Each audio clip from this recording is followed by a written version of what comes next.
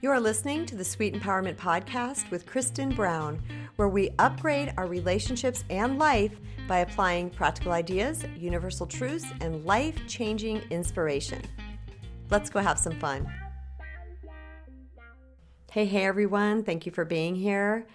I want to talk to you guys today about triggers, what they are, and how we can help to heal them. I want to first start out by giving a little quick definition about what a trigger is. A trigger is a knee-jerk response, kind of a punch reaction to something that resembles a traumatic or painful experience of our past. Now, I say resembles because when something happens in our past that is extremely painful and traumatic, the brain records that and then it's on the lookout for that happening again.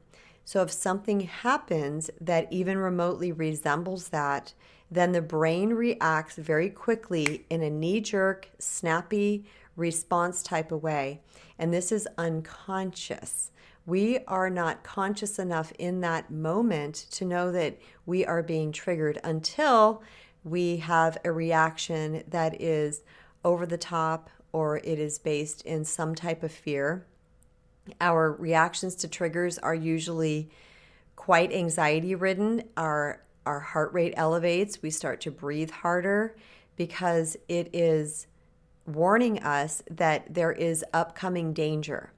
Now, the reason why we want to talk about this is because a trigger in and of itself is not the actual traumatic experience that's happening. It is only something that mimics that experience. So I'll give you a really easy, quick example. Let's say that you had a person that was very abusive in your life, and slamming doors was something that person always did. Your brain might record that the slamming of a door, the sound of that means there's impending danger and abuse coming.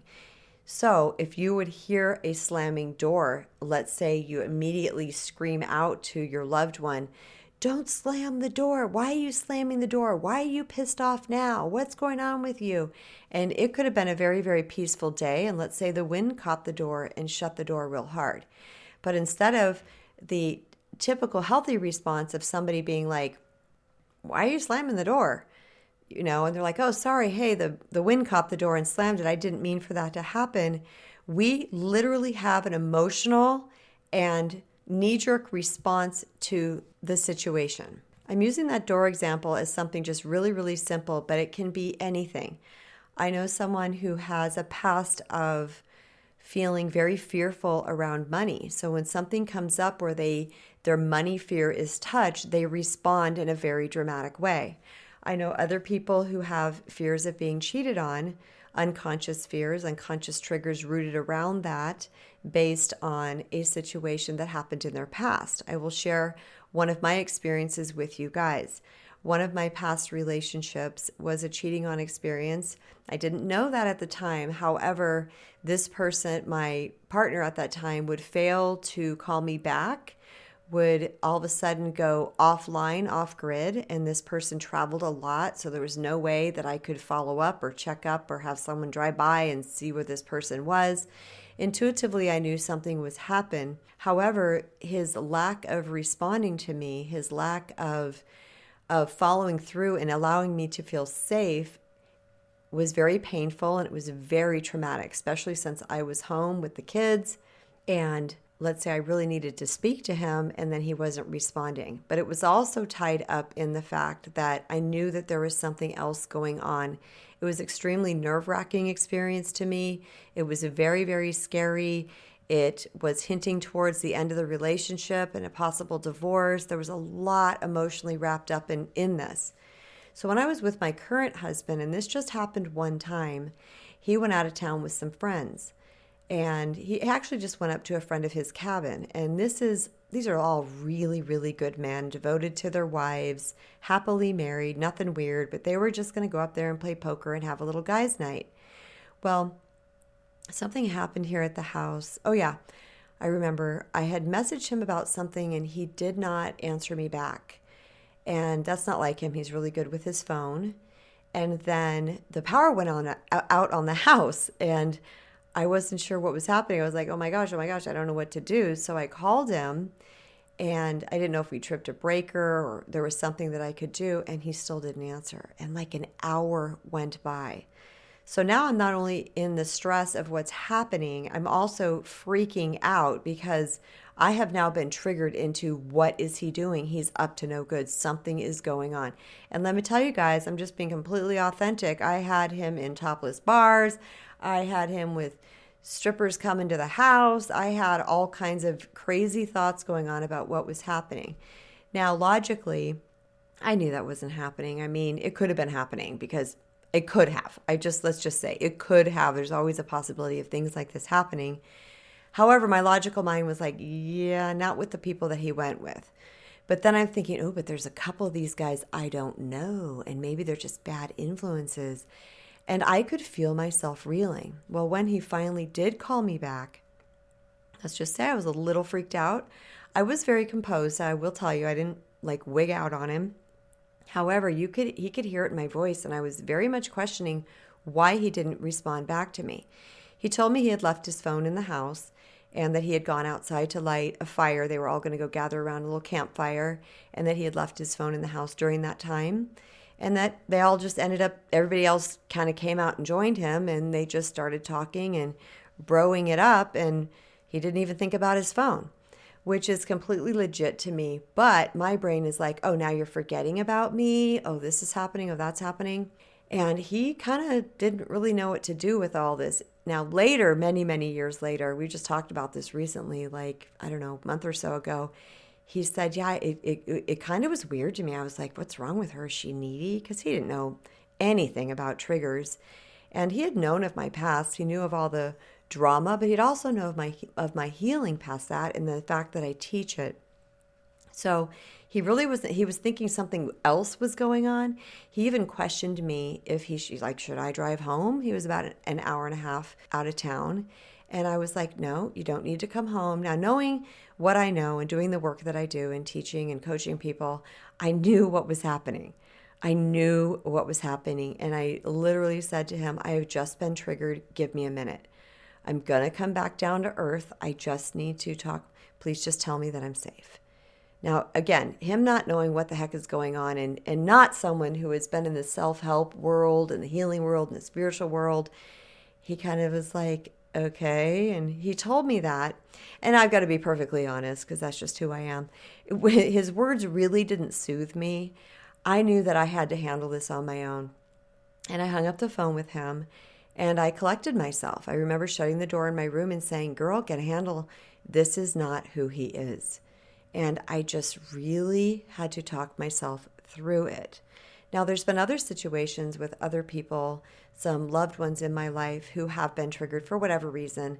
You guys will know what your trigger is. The sky's the limit on what's triggering us. I mean, a piece of paper could blow across the road in front of you, and all of a sudden you're back in that space of something that piece of paper blowing across the road happened during that time for you. I mean, songs can do it, smells in the air. There's still a song, you guys, from 1979. I won't tell you what it is because I don't want to taint you with it, but it's a 70s band. And when that song comes on, I am literally back in the car driving home from the mortuary, seeing my dead brother in a casket. I don't mean to be morbid, but that song is like, it shoots me back to that time. Now, I don't have a huge triggered response with it. I don't stay in that space. I could just feel those emotions. Just even thinking about the song right now, it kind of comes up for me a little bit. And there's things I can do around that to desensitize myself to it. However, I don't have a response to it that affects everybody else. I'm like, ooh, don't like that feeling, and I'll change the song or something, and I recover very quickly. The triggers that are problematic are usually the ones that are bleeding all over our people, where they're like, holy hell, what is happening with you right now? And why am I getting blamed for something that did not happen? I want to touch on being the recipient of a trigger. I have been the recipient of some triggers with partners before where I am literally like, I'm not that person. That's not happening right now. You're safe, you're safe, you're safe. And it's almost like you see them kind of come back down to the reality and kind of look at you like, wow, that was weird. Okay. But I also know that triggers are our responsibility. As in the story that I told you about my current husband being out of town, I knew it was me. It was nothing that he did, and I did not want to bleed this triggered response all over him. I kept it cool. I did talk about it a little bit. I wanted to get some information. I wanted to intuitively and energetically feel where he was at, which I got the correct response. I knew that everything was okay. However, my senses and my fear and my nervous system was heightened at that moment. And I knew that it was up to me to calm that down. So I want to talk to you guys about how we can calm it down when we've had a trigger. The first thing to do is to recognize that you've been triggered. And this usually happens by a physical response in the body. For me, it's chest constriction. My chest constricts and I can feel myself like almost like kind of rise up. My shoulders get kind of high. We're kind of bracing ourselves for what's to come. It's important that we slow down enough to know that we've been triggered. And this is why it's so imperative to get really in touch with our emotions on the healing path. Because once we realize we've been triggered, we are slowing down the mechanism before we blow up, vomit, or bleed all over the person who has triggered us. A lot of times people unknowingly try to go around their life controlling everything and telling everybody what they are doing that's triggering them. You're doing this, you're doing this, you're doing this, you're doing that. And, all of you just need to stop. Well, here's the issue. We cannot control every person in our life. And just because it might be our sister, brother, mother, child, partner who is triggering us in this moment, it doesn't mean they're going to be the only person. These triggers are going to come up all over the place. So it's really important that we understand trying to control every single person and experience that's happening to us by getting them to change is really not even feasible. Because those triggers will continue to happen as long as we have the button. As long as we have that button that can be pushed, we are going to have that triggered response. So truly, we need to heal the button. We need to heal that automatic response that is happening. Now, back to what I was saying, we do that by recognizing how we feel in that moment. What is the physical symptoms of when you are being triggered or when you have been triggered? I explained mine to you. So sit down with that, think about it. How does that feel? The next time you get triggered and you know you are, ask yourself, what am I feeling in my body right now? So the next time that it happens, you are aware. Just right there, my friends, just right in that moment, knowing that you have been triggered, you have broken the tie between the automatic response. Now, this doesn't mean you may not still respond, or react is really the correct word right here in that moment, because you might. But by starting the process of slowing down, you are moving from I always touch the back of my head and say you're unconscious, and now I'm touching my forehead up into the consciousness. When you move something from the back to the front, you are now able to have conscious thought around it. The next step is, once you realize that you have been triggered, ask yourself what it is that you are afraid is happening in this moment. So let's take my example. I was afraid of my husband was cheating on me in that moment. Okay, what am I afraid of? Now I've slowed the whole process down. I'm afraid of him cheating on me.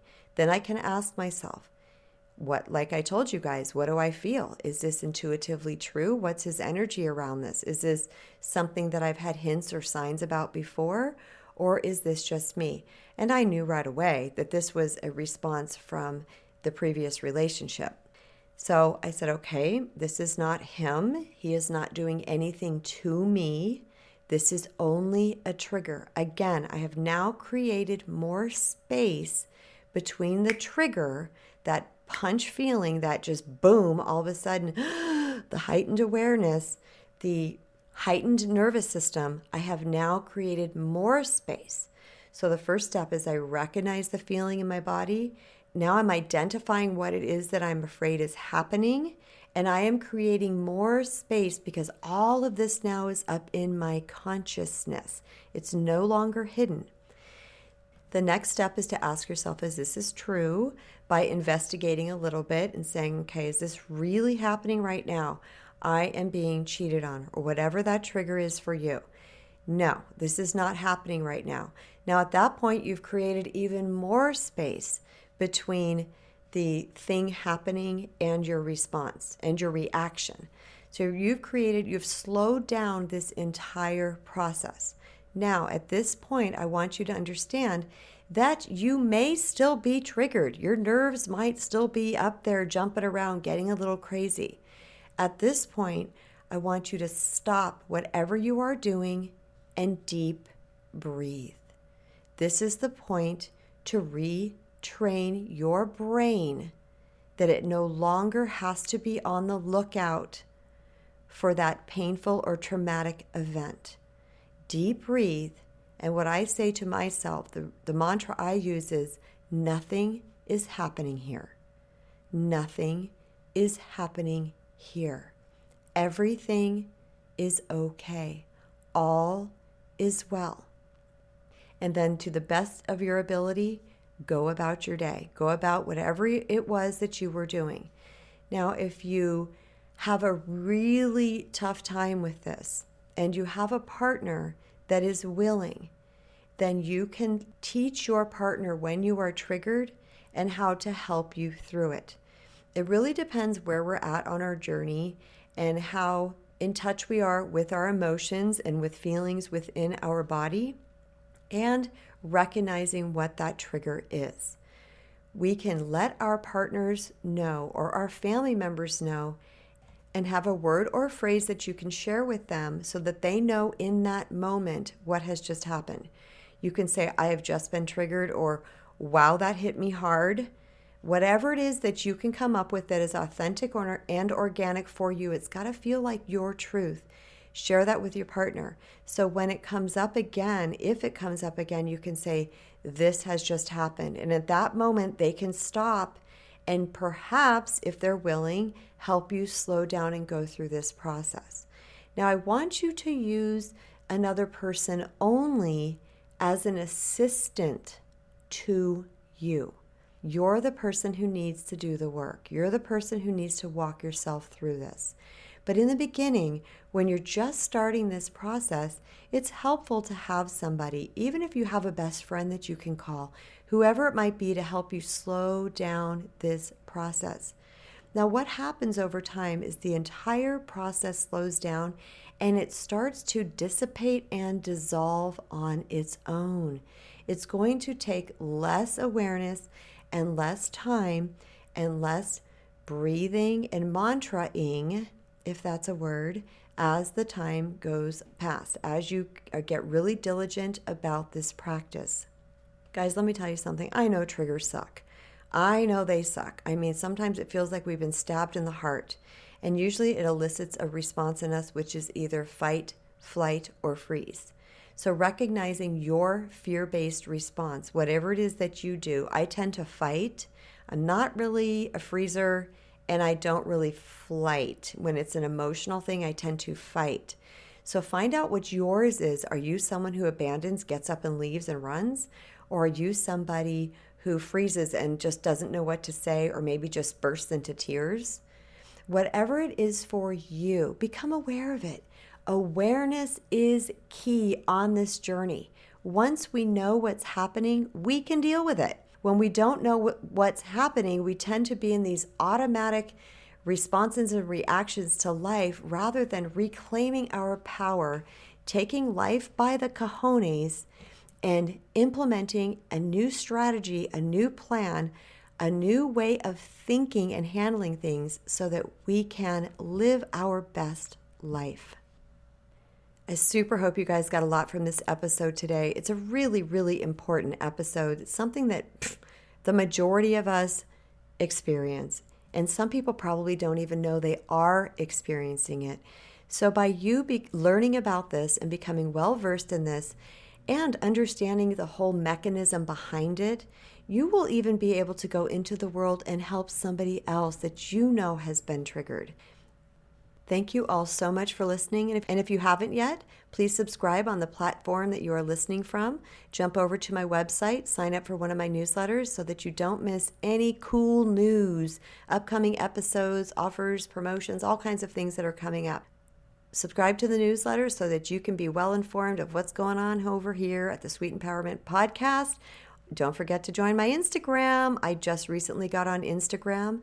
My handle is at self.lovejunkie. Junkie with a Y, not an IE. I'm having a lot of fun and sharing a lot of content over on Instagram, so I hope you guys go over there and join me.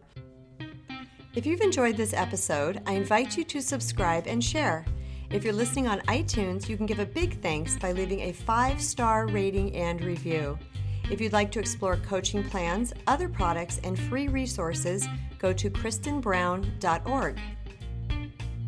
Until next time, everyone, remember to go love yourself.